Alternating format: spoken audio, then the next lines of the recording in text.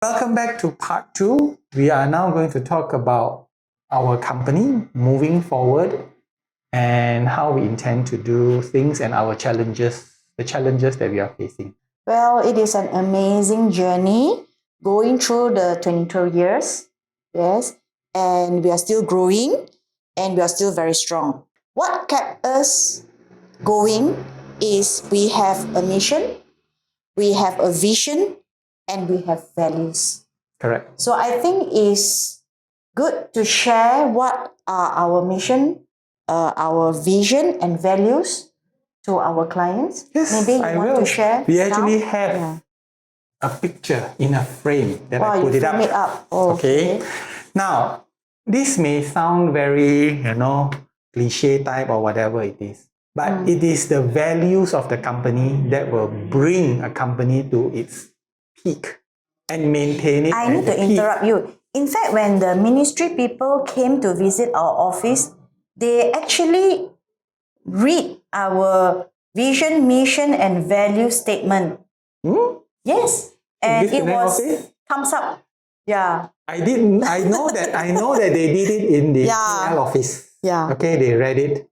Yeah. Okay, so this is the unifying factor that our company had for the last 22 years. And there's only one word: great customer service. Not one word, a phrase. We are focusing on great customer service. Yes, you can say that this is part of the education that I had for MBA. But you must have something that unites every employee, a common goal. So I won't go through the mission, I'll just go through the vision. This frame is hanging in our office. All our branches have it. Yeah. Yes. To be the premier Malaysia, my second home, MM2H sponsor in Malaysia with exceptional customer reviews. If you want to have exceptional customer review, of course, you must give exceptional customer service. So we play along by saying that we try our very best to over-deliver what we have promised. So far, we have been very successful. We have very great Google reviews, I think so. Now, yes, we have. We have. Okay, you're going to talk about that shortly. No not worries. think we have Google values. Good. I will just go through our values first, which is very important. Professionalism, honesty and integrity, transparency and responsibility, respect, collaboration and creating win-win relationship, efficiency in handling communications and application processing, passionate and dedicated in helping clients, colleagues, and partners, commitment to excellence. These are our values and we cherish it. We tell all our employees to follow it. So this is the guiding factor. This is the guidance that we have for our company. Okay, so moving on. Of course, along the way, we also have challenges lah. All right. For example, we have employees who come and go. Some has retired, but we are striving to provide a good and great working environment for the employees lah. Okay. Yes, we do need. You might want to share the issues that we face, the challenges. Okay, we are going to talk about the challenges that we face. Okay, but we do practice the fact that the employees are the greatest assets in this company. Yes. So we provide them with a great learning environment, a place to work, and we are looking at making everybody happy, from the customers to the employees. We do not want our employees to come in and say, no, I have to work today again. I want people to come into a company and say, yes, into the office. Today is a great day to work. Today is a great day to work. One of the challenges that we have is that our employees who are interacting with the government and also the clients, prospective clients and clients, is that they must be knowledgeable. Yeah. We in fact, for this, we do have in-house training, and at times the ministry will also send invitation to agents, a refresher course if there is any changes in the requirement And we do send our employees to attend such training. So then they are well equipped. If there's any questions from our existing client or potential client, they are able to answer correctly. Now, the next challenge is we need to give all the necessary information to client. What I understand from my interaction in the industry is that giving the right information, correct information, and updated information to the prospective client so that they can make a good decision is more of an art than science. Okay, so let me just give you something to you may have known, but let's just for the viewers' purposes. We actually have a lot of information, and I think the last count when we sent out, it was like 30 pages of critical information. Well, some clients will say that it is, wow, there's a lot. But a lot of them say that they are very appreciative of this because they now know more about this. Yeah, because every decision making that is made is based on the information that is given to them. Correct. Yeah. There's one thing that both of us agree. That is called damage control. Both of us, we don't like, we don't really like to go into damage control mode, right? Yes. And the reason for damage control is because either number one, the client misunderstood what we say, And are not happy. number two is they misunderstood what other people say, and the last part here is it is our mistake. Yeah, because here I have to interrupt lah. A potential client, they will get information from multiple sources. All right. So they tend to challenge us information that they obtain from unreliable source. So it becomes a challenge to us. We are talking about challenges we face. So it becomes a challenge to us because we as a reputable and responsible agent, we want to feed the correct information to our clients to make a sound decision. But when we have questions from our client that are not relevant to the decision making, it is difficult to convince our client from that perspective. Yes, correct. So this one part is before the sale, before they sign on. Yeah. What we are also concerned is after they have signed on. Yes. So that's the reason why we have all this write-up and everything for them. We try to minimize any miscommunication, misunderstanding.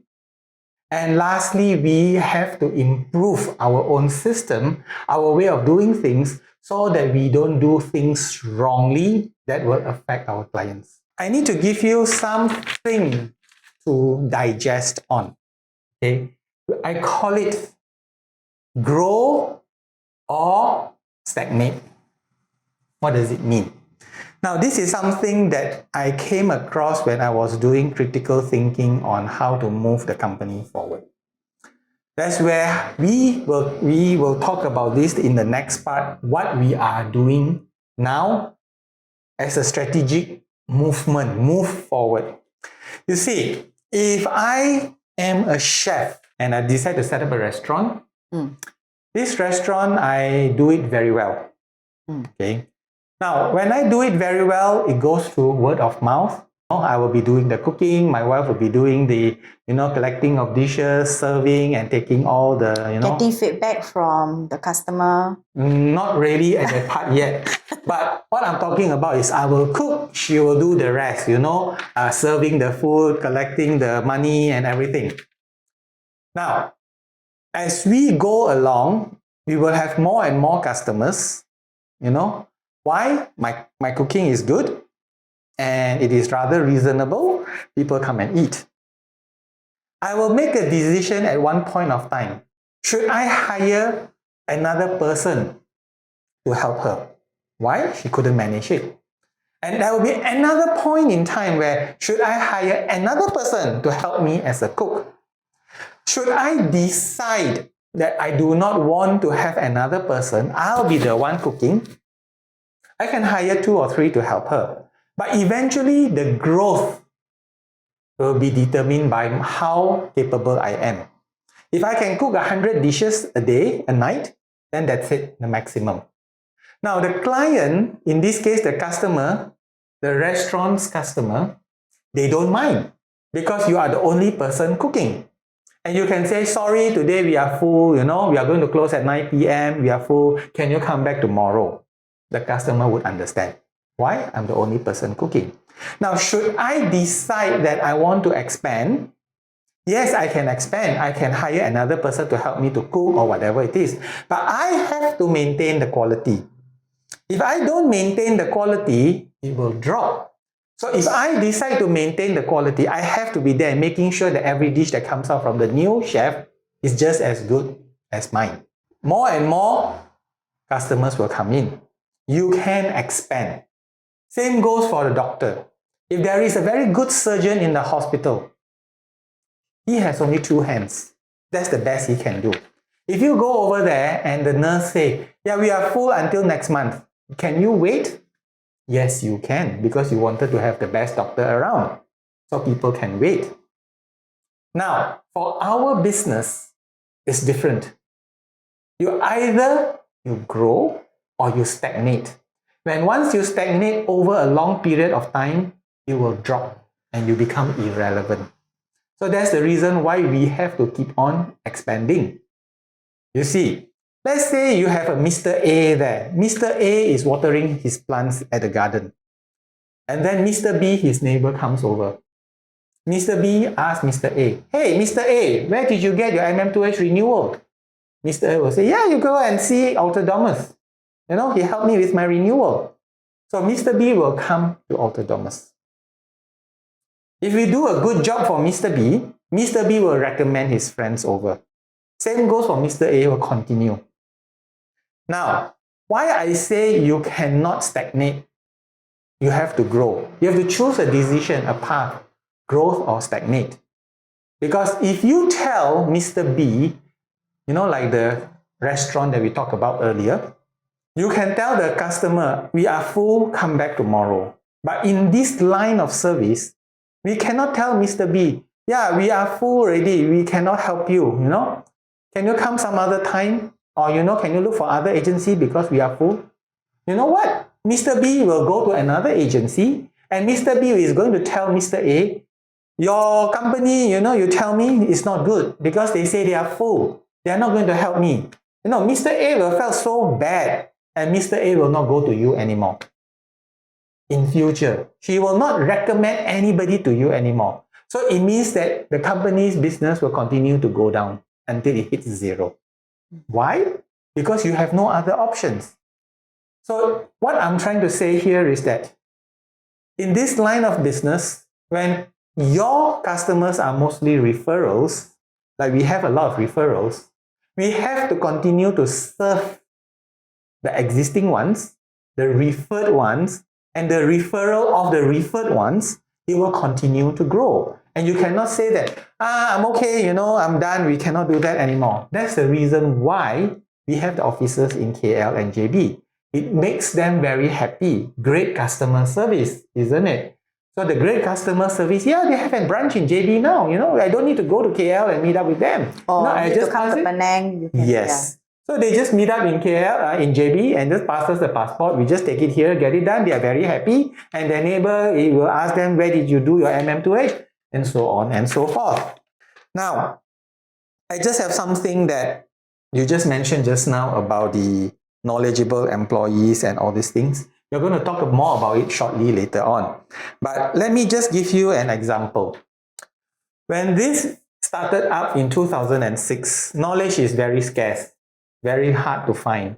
It's either through experience or through the ministry itself. They have never had any courses pre-COVID. Very seldom. I come to the realization that they actually do not have, it's always by the association, but sometimes a lot of misinformation. But there were not a lot of misinformation. You know why? Because internet is still not really that great. We don't have social media, we don't have Facebook. So less information, but not misinformation. Okay. Now, when it comes to our company, when you talk about MM2H, I give you an analogy. You have boutique sports car maker. They make everything by hand. every single car is made by one or two person, whether it's the stitching or the engine. So it's very unique, very powerful, very expensive, very good. But you know what? It is not scalable. So when you have a company who have all these good people there, let's say 5 of them, you are going to be limited by these 5 people who can process the MM2H. So as your referral, I think you would agree with me, you will have A coming to, B, B recommend C, C recommend D. That's how we are today. A lot of referrals. So we need to move away from a boutique sports car manufacturer like that, where it is only one person doing it.